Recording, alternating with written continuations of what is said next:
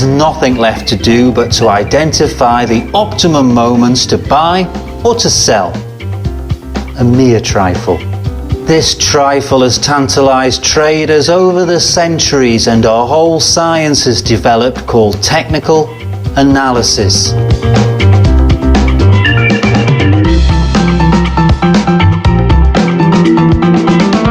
The Western School of Technical Analysis has its roots in 19th century America.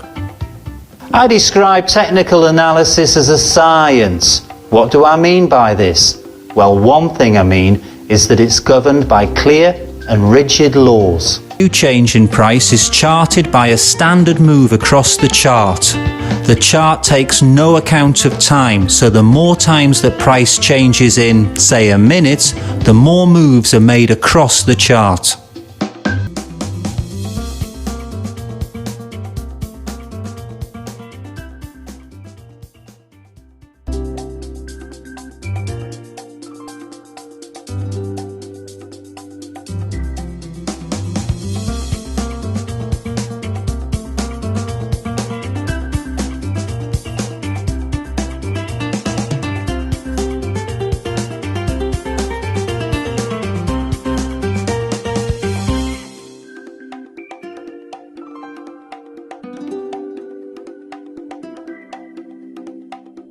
Hello. Today's film is an examination of the world's youngest major currency, the euro. We're going to travel back in time and then follow the euro from its launch through the first 6 years of its life. We'll be looking at some of the factors which affected its value over that period of time. And we're going to use its ups and downs to illustrate some of the key techniques of Western charting. Charting has its critics. Some say that it's a mere series of coincidences, while others say it's a self-fulfilling prophecy. Our film is an attempt to put charting techniques to the test. Very interesting because it represents the most recent serious challenge to the US dollar as the world's reserve currency. So welcome to Charting the Euro, a practical exploration of charting in action.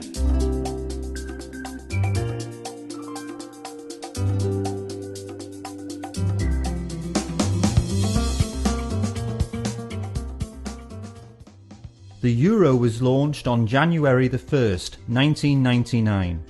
Before then, the European Currency Unit, or ECU, was the accounting unit of the European Union. But at midnight on the 31st of December 1998, the ECU ceased to exist. The euro was born with a value equal to the ECU's final value. Before we go any further, let's just remind ourselves that price is more likely to rebound off lines and levels of support and resistance than to break through them. Getting back to 1999, the exchange is opened after the New Year break on January the 4th. We plot the euro's very first resistance line on the chart. We then stick an order to sell at 1.18, a tad below resistance, and we set our stop loss at 1.185.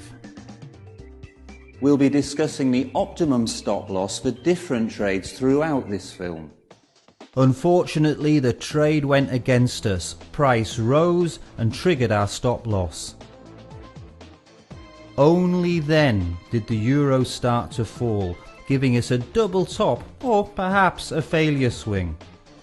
Such is life.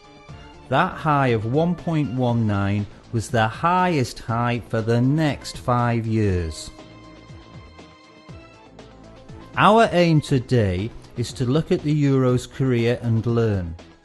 Notice how when there's a false breakout of a line, price is held back by the previous resistance level. It happens time and time again, and it's something to watch out for when you're on the market.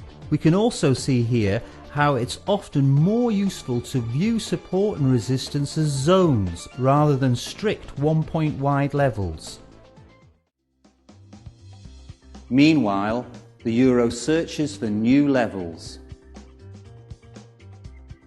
Is it a coincidence that the euro found its resistance at the 50% correction level of the last move?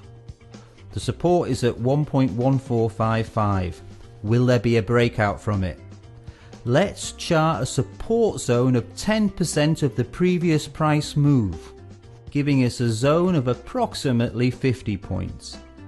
We place our order 25 points above 1.1455 at 1.1480 and a stop loss 25 below the low at 1.1430. The target can be identified with a resistance line or, as you can see in this example, the 38.2% correction level. This gives us a price of 1.1806. We take our zone into consideration and knock off 25 points, giving us a take profit of 1.1780.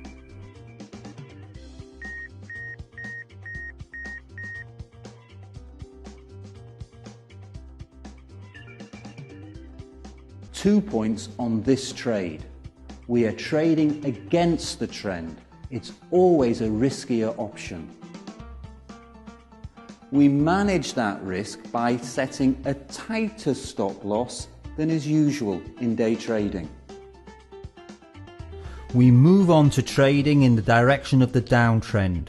If we place our order to sell here at 1.1780, we need to place the stop loss above the trend line at 1.1875, 95 points from the open, giving price more room to continue its downtrend. You're always on safer ground when you're trading in the direction of the trend. And if we miss the chance to get in near the resistance line, the market nearly always gives us a second opportunity. We move from daily to intraday charts, get in on the second chance, and when price takes a breather after a couple of days, we take our profit. The intraday charts we were using there were 3-hour charts. 3-hour charts give you a good ratio of scope and opportunity.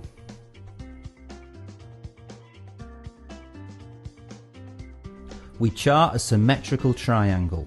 The triangle fails as price has moved into the final quarter, what I call the no zone in chart analysis 2. We monitor price action and chart another pattern. It's a kind of tapering range which could develop into a triangle. This triangle fails too as breakout came too soon. The important thing here is that price also broke through this support level. Price retests the level, turning it into resistance before heading south, giving us this target.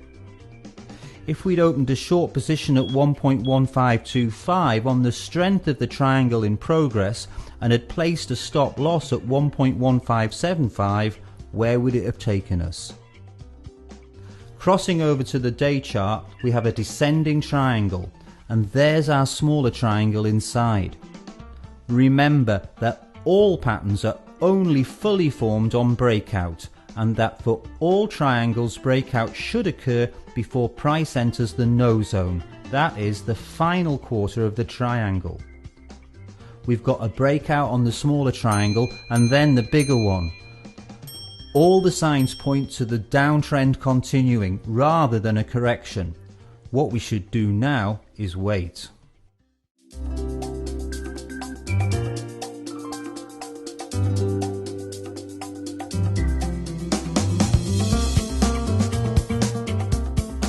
The situation in the former Yugoslavia was becoming increasingly unstable. All the signs pointed to full-scale war in the heart of Europe. Traders are cautious people, and nothing makes them more cautious than upheaval.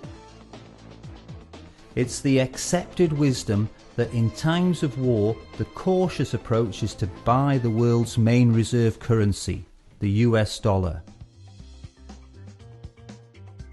Let's get back to the charts. We're going to use the 2-day rule to confirm the breakout. Remember, This rule says that price needs to close beyond the level for 2 days before breakout is confirmed. There you go, and then price continues its fall and breaks through a 2-year-old support. Further confirmation of the downtrend. Always remember that whatever happens on the currency market happens as a result of a number of factors.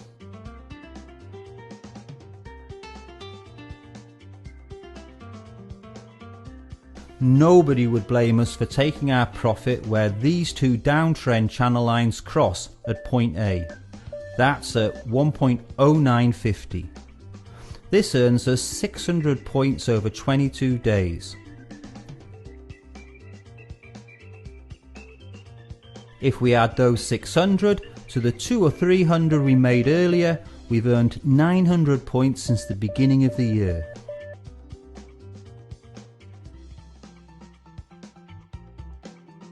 It's sound to get out while the going is good. The next question is how to get in again. Theory suggests that point A marks the level where the trend will correct itself. However, opening a buy position here is a high risk affair. Our descending triangle had told us that price should continue to fall to a target level of around 1.05. So by buying, we are trading against the trend. And if we're going to do that, we're going to do it very carefully indeed. We're going to use the intraday charts where we can use small stop losses and reduce the risk. We need to use what the day chart told us while we're working intraday. So we take the trend lines and support and resistance levels that we identified on the day chart and we look for a correction when price reaches point A. Onto the 3-hour chart, things become clearer. Price slows down and moves between easy to spot support and resistance zones. We work calmly and methodically within this trading range.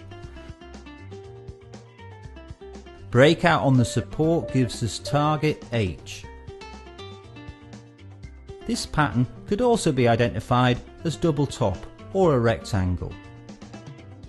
Notice this downtrend resistance line. See how it's narrowing the channel, giving us the makings of a wedge.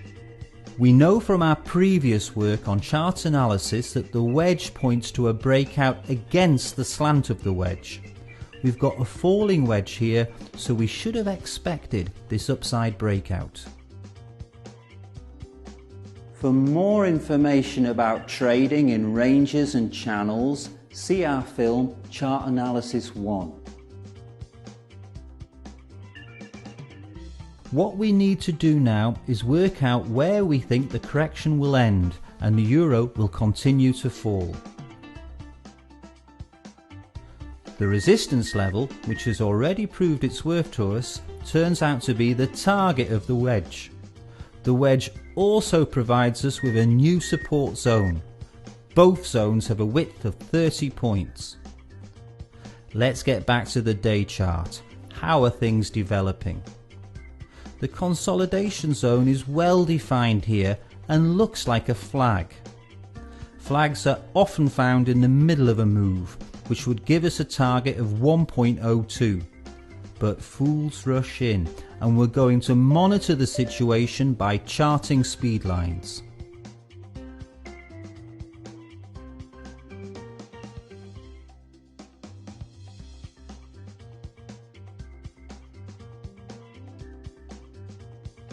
We first talked about speed lines in our film Chart Analysis 2.